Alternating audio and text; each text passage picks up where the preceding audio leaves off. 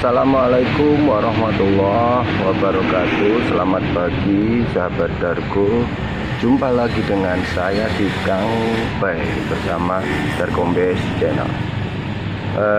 Pada kesempatan kali ini saya akan mengajak sahabat untuk membahas tentang perekat penembus perata jadam atau yang biasa disebut dengan jadam waiting agent atau JWA. Mungkin sahabat Dargo pernah mempunyai permasalahan yang sama yang pernah saya alami tentang JWA. Yang saya alami adalah ketika kita sudah membuat JWA, ternyata ketika kita aplikasikan atau kita campur dengan air, hasilnya menggumpal. Nah, mungkin sahabat-sahabat Dargo pernah mengalami hal yang sama dengan saya. Pada kesempatan kali ini mari kita bahas kenapa JWA yang kita buat ketika kita campur dengan air ternyata menggumpal. Mari kita simak. Menurut penemu JWA atau yang mempopulerkan JWA, Yong Samcho gitu kalau nggak salah namanya, selalu menyarankan kita memakai soap water. Nah, itu yang perlu digarisbawahi. Apa sih soap water itu? Kalau menurut saya soap water itu paling mudah kita pahami adalah air lunak yang TDS-nya rendah. Jadi semakin TDS rendah semakin bagus untuk pelarut JWA. Di depan kita ini saya mempunyai beberapa bahan untuk kita praktekkan bersama agar lebih mudah dipahami. Yang pertama, saya punya air sumur. Ini air sumur. Nomor 2 ini air lunak. Air lunak ini saya dapat dari air hujan. Dan yang ketiga, kita punya JWA. Mari bersama coba kita ukur air sumur. Ini air sumur yang ada pada daerah saya. Bisa jadi air sumur yang ada di daerah sahabat Dargo mempunyai ukuran atau nilai TDS yang berbeda. Coba kita cek. Ini air sumur, kita cek berapa nilai TDS-nya. Kita lihat. Ini air sumur yang saya pakai berkisar 453. Nah, ini air sumur yang saya pakai, nilai TDS-nya 450.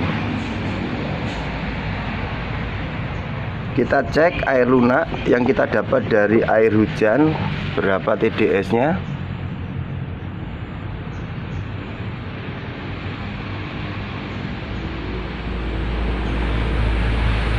Nah, TDS-nya cuma 11.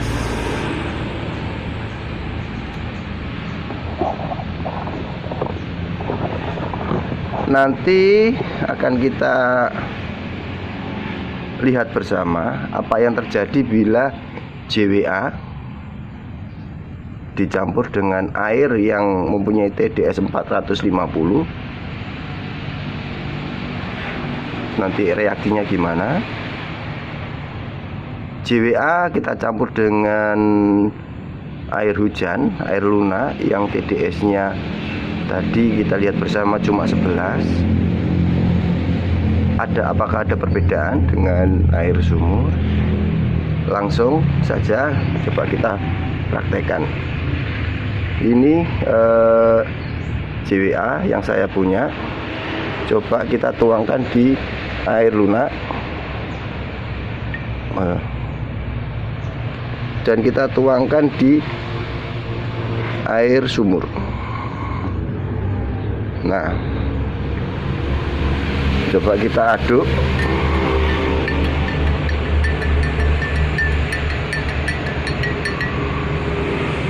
Ini juga kita aduk.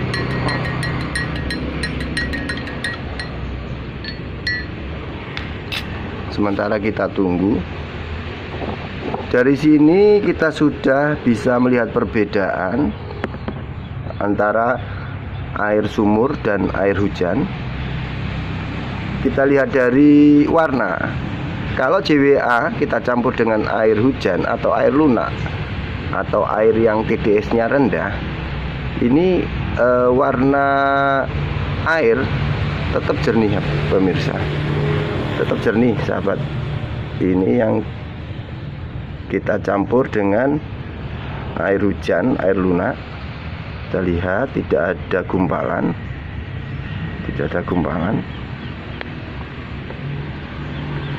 Dan JWA yang kita campur dengan air sumur yang TDS-nya tinggi, tadi sekitar 450, bisa kita lihat.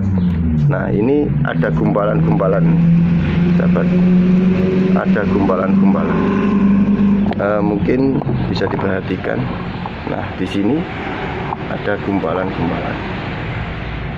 Nah, bisa kita lihat.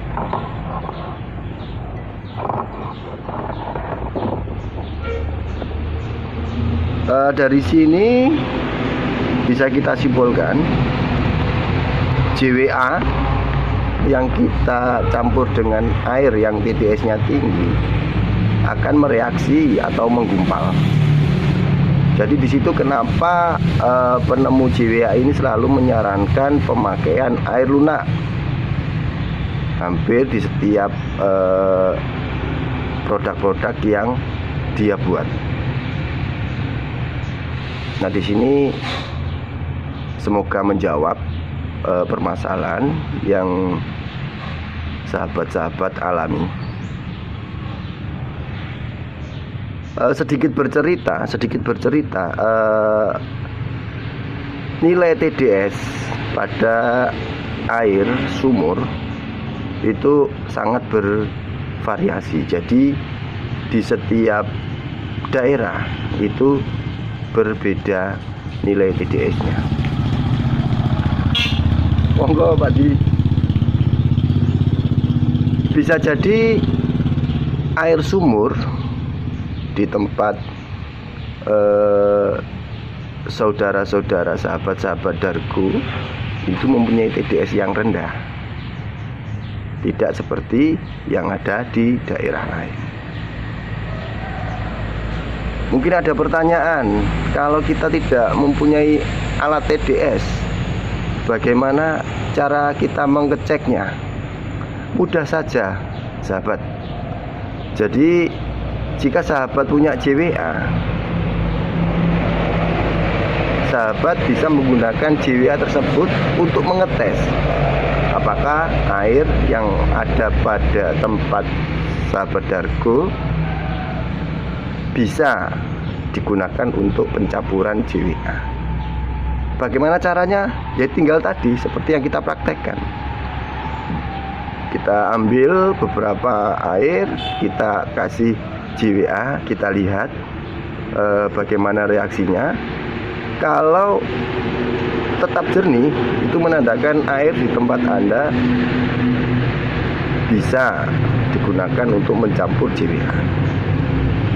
Tapi sebaliknya, jika air di tempat sahabat Dargo ketika dicampur dengan JWA hasilnya menggumpal, itu menandakan air di tempat saudara kurang bagus untuk dijadikan pencampur JWA.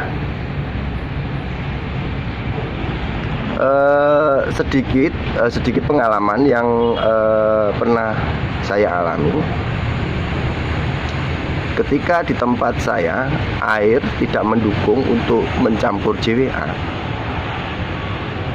saya pernah mengambil air dari waduk yang asumsi saya itu adalah air hujan. Coba saya ambil, ternyata hasilnya bagus untuk pencampuran JWA. Waktu itu saya tes GDS-nya sekitar 200. Tapi perlu dipahami juga, belum tentu air waduk di tempat sahabat-sahabat Dargo mempunyai nilai TDS seperti yang ada di tempat saya. Karena apa? Saya pernah juga mengambil air waduk di tempat lain, itu nilainya beda dan kurang bagus untuk dijadikan pencampur JWA. Karena apa? Karena hasilnya menggumpal. Jadi menurut saya cara yang paling tepat adalah kita mencoba. Kita selalu mencoba. Katakan kita ada air sumur, kita coba bisa atau tidak. Kita ada waduk, kita coba bisa atau tidak. Nah, seperti itu kalau menurut saya.